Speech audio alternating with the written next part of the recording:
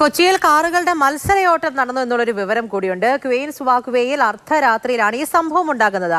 അനധികൃത സൈലൻസറുകൾ ഘടിപ്പിച്ചാണ് കാറുകൾ ചീറിപ്പാഞ്ഞത്. സംഭവത്തിൽ 3 കാറുകൾ കൊച്ചി സെൻട്രൽ പോലീസ് പിടികൂടിയിട്ടുണ്ട്.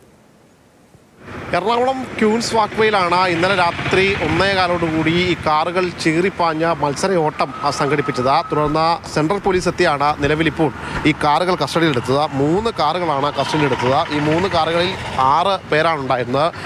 ഇവരെ പോലീസ് കസ്റ്റഡിയിലെടുത്ത് ചോദ്യം ചെയ്തു.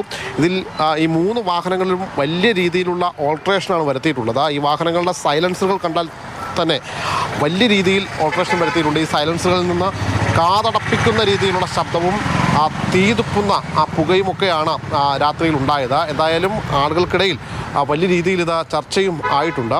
ഇന്നലെ രാത്രിയിൽ ഇത് പലയിടങ്ങളിലും ഈ പുതുവത്സരം ക്രിസ്മസ് ആഘോഷങ്ങളുടെയൊക്കെ ഭാഗമായിട്ട് ഇത്തരത്തിൽ ഈ വാഹനങ്ങൾ ഇങ്ങനെ ചീറിപ്പായുന്നു എന്ന രീതിയിൽ പലതരത്തിലുള്ള കാര്യങ്ങൾ ഉണ്ടായിരുന്നു. അതിൻ്റെ ഭാഗമായിട്ടാണ് പോലീസ് ഇത്തരത്തിലൊരു പരിശോധനയും കാര്യങ്ങളൊക്കെ നടത്തിയത്. അങ്ങനെ ഈ 3 വാഹനങ്ങൾ നിലവിൽ പിടിച്ചെടുത്തിട്ടുണ്ട്.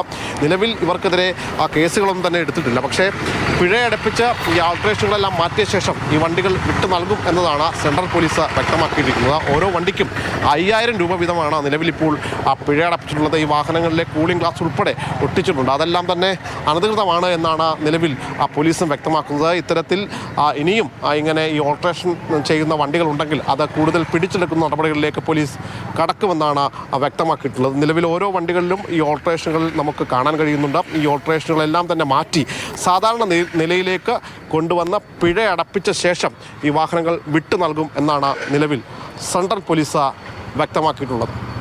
ബിനു തോമസിനൊപ്പം ശ്യാമപ്രസാദ്, മാതൃഭൂമി ന്യൂസ്, കൊച്ചി.